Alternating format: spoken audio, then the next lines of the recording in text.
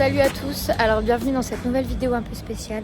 Aujourd'hui je suis à Paris et je suis là pour assister au tournage d'une prochaine vidéo sur la chaîne de Pierre Cross qui a eu l'idée de mettre en avant les capacités olfactives des chiens autour d'un jeu pour un jeu de cache-cache où le chien va devoir être mobilisé pour trouver des personnes qui donc sont cachées.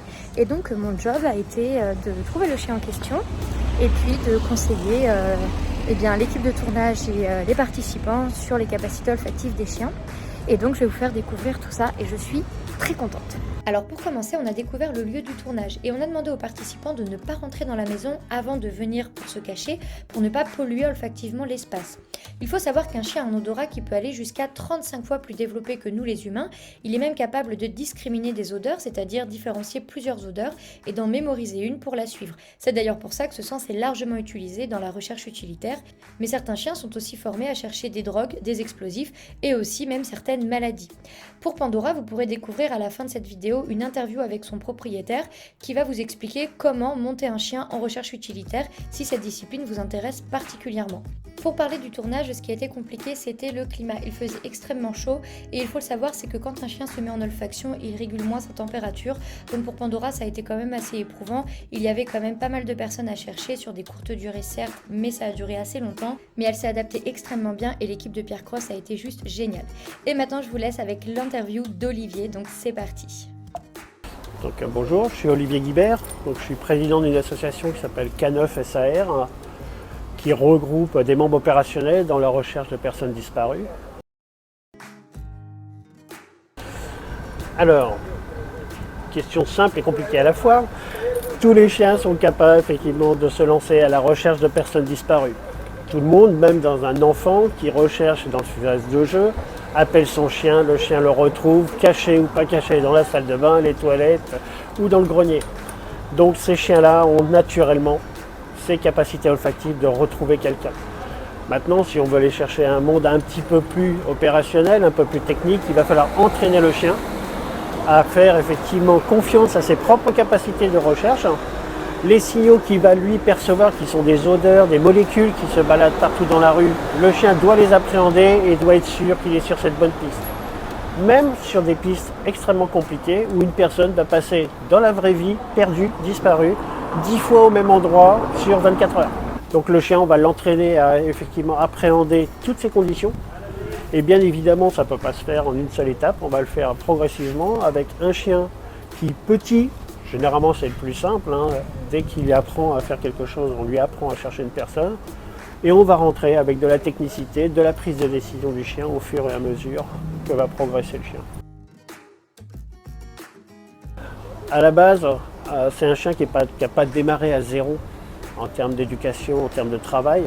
Tout petit, ayant fait et faisant d'autres activités canines avec elle, effectivement c'est une chienne qui a eu l'habitude de travailler. Donc là aussi on va travailler comme un enfant dans la longueur de l'exercice. On le sait tous, un enfant à la maternelle n'est pas capable de résister à 1 heure de cours, 1 heure de sollicitation. Donc on va y aller tranquillement, 5 minutes, 10 minutes, un quart d'heure. Donc cette chienne a démarré l'activité à 1 an et demi. Elle avait déjà fait d'autres activités, ce qui fait qu'elle a pu démarrer très très rapidement parce qu'elle avait l'habitude de travailler.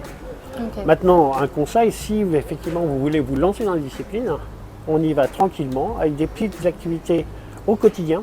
1 minute, 2 minutes, 3 minutes, c'est je me cache, j'appelle le chien, il me trouve, je le récompense et on redémarre la vie comme si c'était naturel. Le chien va prendre l'habitude d'être sollicité à n'importe quelle heure, dans n'importe quelle circonstance.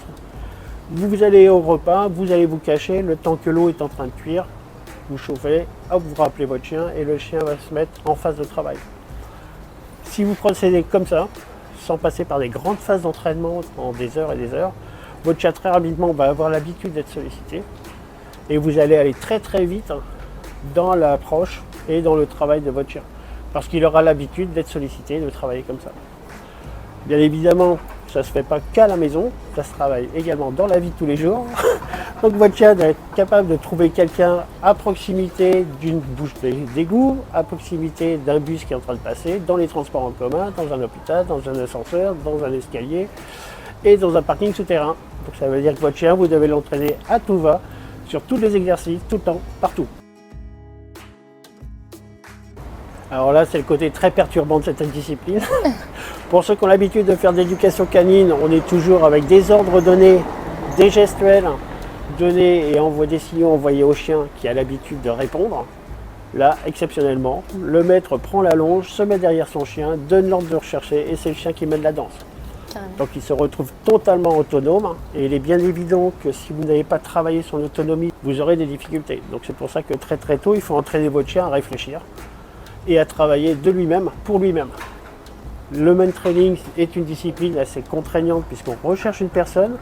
Le stress est pour le maître parce que la famille qui a sollicité les instances est dans votre dos et met tous ses espoirs dans la recherche et les résultats de votre chien. Mais le chien, pour lui, c'est juste un jeu. Donc il faut vraiment l'entraîner à rester dans cette phase de jeu. C'est du cache-cache avec une récompense hors norme à l'arrivée. Donc voilà, c'est le secret de la discipline. Et voilà les amis, journée terminée, je suis de nouveau à l'aéroport car oui, j'ai fait un aller-retour Toulouse-Paris pour cette vidéo, c'est incroyable. Mais en vrai, je suis hyper contente, c'est toujours un peu stressant d'intervenir comme ça sur des vidéos de gros comptes parce qu'en fait, pas mal de pression quoi, on imagine pourquoi. Et au final, tout s'est très bien passé, ils étaient contents, j'étais contente, le conducteur du chien était content, le chien était content, même si honnêtement à la fin il était crevé. Mais bon, ça a été quand même. Et disons que voilà, franchement c'est toujours assez épatant de voir les capacités olfactives des chiens. Et j'espère d'ailleurs que cette vidéo vous aura permis de mieux comprendre deux choses. Déjà les coulisses d'un tournage pour YouTube et puis surtout les capacités olfactives de nos amis les toutous. Voilà voilà. Allez, j'espère en tout cas que cette vidéo vous aura plu.